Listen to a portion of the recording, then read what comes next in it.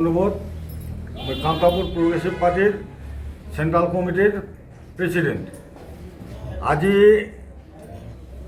এইখানে আমার একটা সভা হয়, সেই সভায় আমার উপস্থিত ছিল গোর্খা জনমুক্তি মোর্চা এবং আদিবাসী একটা সংগঠন এবং আমরা কান্তাপুর প্রোগ্রেসিভ পার্টি।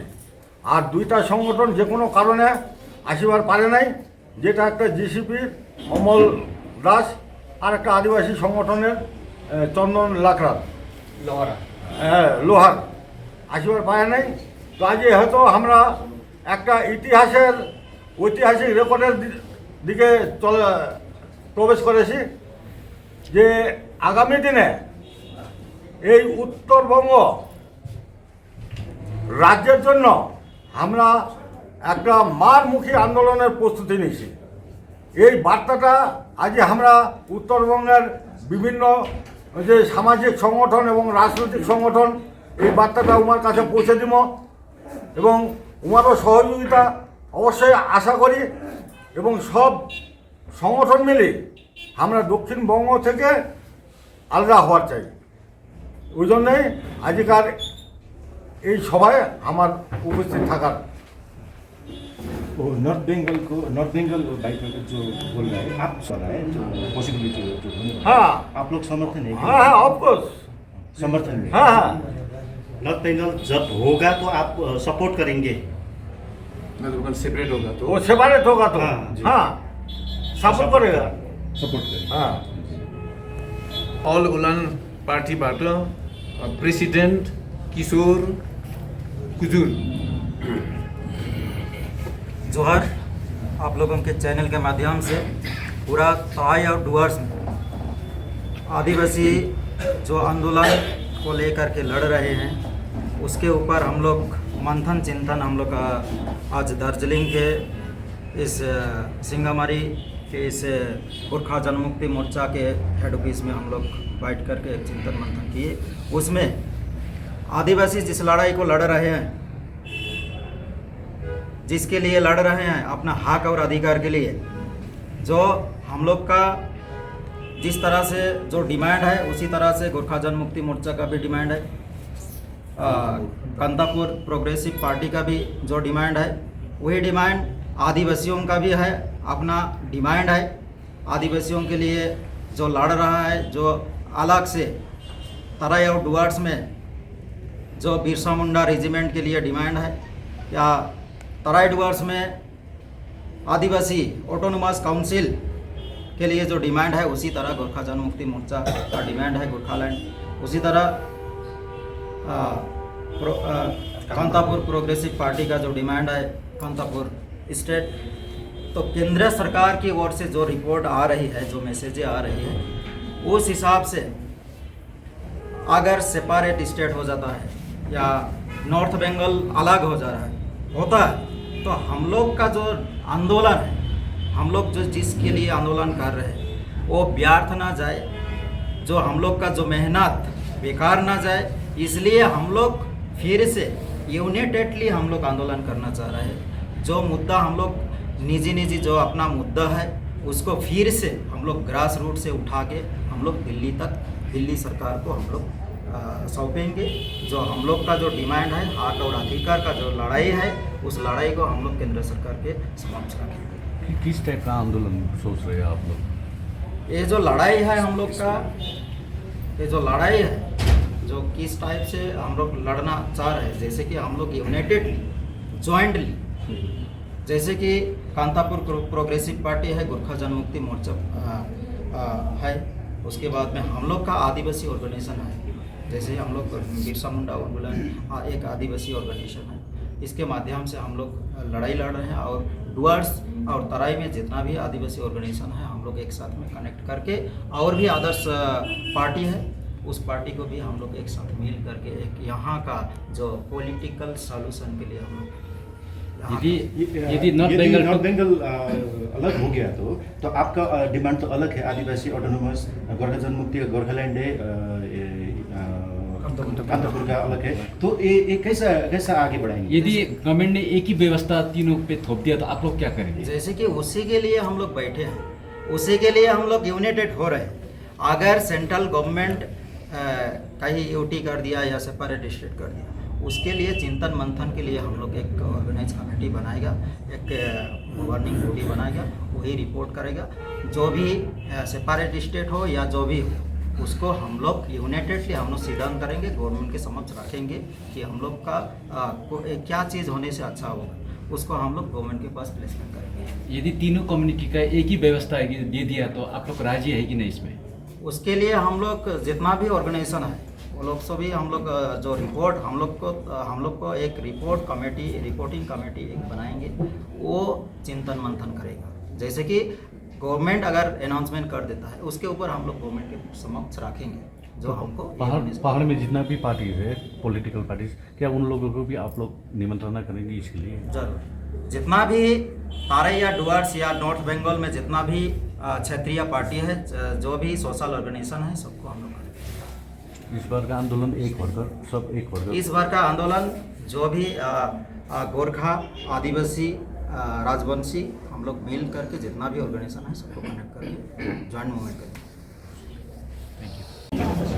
दर्शकवृन्द, हामी गोजोमोमो पार्टीको पक्षबाट आज तपाईँहरूको सम्मुखमा एउटा हिदर्टो अननोन अनप्रेसिडेन्टेड एउटा आजसम्म नभएको एउटा यो घटनालाई लिएर तपाईँहरूको सम्मुखमा छौँ। एउटा सभा यस्तो प्रकारको बसेको छ जहाँ चाहिँ आदिवासी समुदायका बिरसा मुन्डा अल उलन पार्टीका प्रेसिडेन्ट साहब हुनुहुन्छ मिस्टर किशोर कुजुरज्यू, त्यस्तै तरिकाले कामतापुरी प्रोग्रेसिभ पार्टीका प्रेसिडेन्ट अधीर रोय यहाँ हाम्रो सम्मुखमा हुनुहुन्छ। म गोजोमोमो पार्टीको पक्षबाट वक्ताको रूपमा म उपस्थित छु।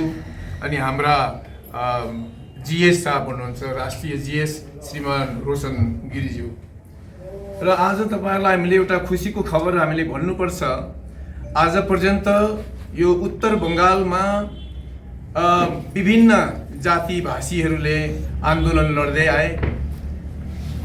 गोर्खाल्यान्डको निम्ति हामी गोर्खाहरू अनि अन्य कतिपय समुदायको पनि सहयोगले हामीले गोर्खाल्यान्डमा आन्दोलित हुँदै आयौँ। त्यस्तै तरिकाले यहाँ कामतापुरीहरूले पनि आफ्नो राज्यको निम्ति उहाँहरूले लड्दै आए र आदिवासीहरूले आफ्नै समस्याहरूको निम्ति आन्दोलित हुँदै आए। तर आज हाम्रो प्रचेष्टामा यो कुरा भएको छ कि कामतापुरी हाम्रा साथीहरू जो छन्, त्यहाँका जनगण जो छन् र त्यहाँका नेतृत्व वर्ग अनि गोर्खा समुदायका नेतृत्व वर्ग अनि त्यस्तै तरिकाले आदिवासी समुदायका नेतृत्व वर्गले मिलिकन सम्मिलित तरिकाले आन्दोलन गर्नुपर्छ र सरकारको सम्मुखमा हाम्रो आवश्यकता र हाम्रो हक र दाबीका कुराहरूलाई लिएर हामी सरकार समक्ष उपस्थित हुनुपर्छ भन्ने कुरालाई लिएर आज यस कुरालाई हामीले यहाँ अन्जाम दिएका छौँ। हुन त आजभन्दा अगाडि पनि यस प्रकारको बैठकहरू बसेको हो, तर अब उपरान्त यो बैठकहरू मात्र नभएर यसबाट अगाडि लिइने पदक्षेपहरू पनि सिरियस टाइपको हुन्छ भन्ने प्रकारको बातचित आज भएको छ। निकै लामो भएको कमसेकम 3-3.5 घन्टा भएको बैठकपछि अब यस प्रकारले हामी जनता समक्षमा यो हाम्रा मिडिया कर्मीहरूको मार्फत हामी यस प्रकारले आइरहेका छौँ। भनेदेखि सरकारको पक्षबाट एउटा फिलर आएको छ। यो फिलर आउन थालेको लगभग 2 साल लाग्यो र यहाँ हामीले चाल पाएका छौँ। कोही नाममा पूर्वाञ्चल भनेर, सीमाञ्चल भनेर नर्थ बेङ्गाल टुक्रिन्छ कि जस्तो प्रकारको फिलरहरू आइरहेको छ। हामीले विश्वस्त सूत्रबाट पनि यी कुराहरूलाई हामीले थाहा पाइरहेका छौँ। अनि यसमा चाहिँ उत्तर बङ्गालका फरक्का ड्यामदेखि उकालो पर्ने जति पनि उत्तर बङ्गालका जिल्लाहरू छन् अनि ती जिल्लाहरूको साथमा चाहिँ 4-5वटा बिहारका जिल्लाहरू पनि मिसाएर एउटा उत्तर बङ्गालको एउटा अलग्गै एउटा राज्य बनिन्छ कि भन्ने कुरा हामीले सुन्यौँ। त्यति मात्रै भएन, 1-2 पल्ट यस्तो फिलर पनि हामी कहाँ आयो, आसामको 2वटा जिल्ला पनि पस्छ कि जस्तो यस प्रकारको कुराहरू आएको छ। र यस्तो फिलर चलिरहेको बेलामा हामी गोर्खा समुदायका नेतृत्ववर्ग अनि त्यस्तै तरिकाले कामतापुरीहरूको नेतृत्ववर्ग अनि आदिवासीहरूको नेतृत्ववर्ग चुप लागेर बस्ने दशा छैन। र कथम कदाचित सरकारले साँच्चै नै यो उत्तर बङ्गाललाई टुक्राएको खण्डमा एउटा राज्य बनाएको खण्डमा चाहिँ हामी यो 3वटा समाजले कुन प्रकारले हामी परस्पर एउटा समझ राखेर हामी के गर्छौँ, के गर्नु ठिक हुन्छ भन्ने विषय लिएर पनि बात भएको छ। त्यति मात्र होइन, जहाँसम्म हुन्छ दक्षिण बङ्गालपन्थी राजनीतिबाट बाँच्नको निम्ति उत्तर बङ्गाल टुक्राएकै राम्रो भन्नेसम्म पनि विचारहरू भएको छ। तर यहाँनिर कुरा चाहिँ के छ भने गोर्खाको आफ्नै आन्दोलन पहिलेदेखि चल्दै आइराखेको हो अनि कुचबिहारी कामतापुरीहरूको पनि आफ्नै आन्दोलन चल्दै आएको हो। अनि हामीलाई जसरी गोर्खाको इतिहासबारे यो कुरो थाहा छ, लगभग 64,000 वर्ग किलोमिटर ल्यान्डसँग गोर्खाहरू भारतभित्र गाभिए अनि आज हामीले 6,550 जस्तो वर्ग किलोमिटरको जो भूमि छ त्यो भूमिलाई चाहिँ गोर्खाल्यान्ड बनाइदेऊ न भन्दाखेरि पनि सरकारले अहिलेसम्म गर्न सकिरहेको छैन। त्यस्तै तरिकाले कुचबिहारीहरूको पनि हामी देख्छौँ 1947 सालमा भारत स्वतन्त्र हुँदा त्यस बखत कुचबिहार एउटा स्वतन्त्र राष्ट्रको रूपमा थियो। त्यति मात्रै नभएर यो एउटा आफ्नो सार्वभौम राष्ट्रको रूपमा त्यो थियो। तर 47 देखि यसो कतिपय यस्तो खालको सल्लाहहरू चल्दै गए। 48 मा आएर भारतभित्र पस्ने त्यो कुरो निर्णय भयो अनि त्यहाँदेखि 1950 सालमा हामी जनवरी 19 तारिकतिर हामी यो देख्दछौँ कि भारतभित्र गाभियो मात्रै होइन तर बङ्गालको एउटा सानो जिल्लाको रूपमा मात्रै यसलाई राखियो। हुन त तत्क्षणातै यसले एउटा युनियन टेरिटोरी पाउनुपर्ने हक थियो संवैधानिक तरिकाले, तर त्यो पनि त्यहाँ छुटेको हुनाले गर्दा आज यहाँहरू पनि कामतापुरीहरू पनि आन्दोलित छन्। उहाँहरूको आन्दोलन एकदम जायज छ र त्यसो भएको कारणले गर्दा यी जायज आन्दोलनकारीहरूसँग हामीले हात मिलाएर हामी एकसाथ भइकन अब हामीले यो उत्तर बङ्गाललाई कुन रूप दिनुपर्ने भन्ने विषय लिएर हामी परस्पर चाहिँ कुनै प्रकारको प्रतिद्वन्दिता रहेन र वैचारिक मतभेद रहेन, एउटै विचार राखेर हामी यो आन्दोलनलाई अगाडि लैजाउँ, सरकार समक्ष लैजाउँ, केन्द्र सरकारलाई बुझाउँ भन्ने हाम्रो प्रचेष्टा हो। त्यही हिसाबले भन्नु भने त 3वटा पार्टी मात्र छ, तर यहाँहरूले अर्थात् हाम्रा निमन्त्रित र हाम्रा पाहुना आदिवासी समाजका नेताहरू अनि त्यस्तै प्रकारले कामतापुरी समाजका नेताहरूले एउटा प्रश्न राख्नुभयो। यो यस कुनै पनि नाम होस्, चाहे गोर्खाल्यान्ड भन्ने नाम होस् या कामतापुर भन्ने नाम होस्, जसरी भए पनि कुनै नाममा यो उत्तर बङ्गाल छुटिएपछि चाहिँ हामीले यसलाई त्यहाँदेखि पछाडिबाट के गर्नुपर्छ भन्ने कुरालाई हामी सोच्नुपर्छ भनेर भन्दा हाम्रो गोजमुमो पार्टीका प्रेसिडेन्ट साहबले एउटा विशेष कुरा भन्नुभएको छ, हामी यत्तिकै निर्णय लिन सक्दैनौँ।